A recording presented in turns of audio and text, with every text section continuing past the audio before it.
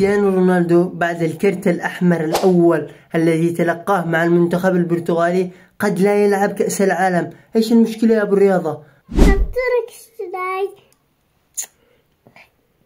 بعد أن تلقى كريستيانو رونالدو أول بطاقة حمراء في مسيرته مع المنتخب البرتغالي، مهدد الآن بأن لا يلعب أول مباراتين في كأس العالم. ليش؟ إيش المشكلة يا أبو الرياضة؟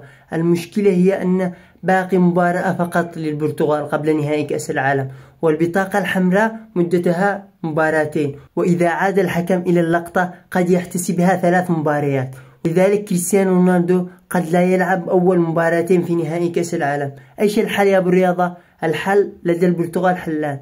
الحل الأول أن يطعن في الحكم، وسيكون مدة العقوبة مباراة واحدة. إذا رفض الطعن في الحكم معه حل ثاني، وهذا الحل صعب جدا. عليه أن يحتل المركز الثاني ويروح للإقصائيات، بشرط أن يفوز في الإقصائيات، فسيكون لديه مباراة في التصفيات ومباراتين في الإقصائيات، وهكذا سيلعب رونالدو كأس العالم. شعور صعب لمشجعين رونالدو. إيش رأيك أنت؟ أي الحلين أفضل؟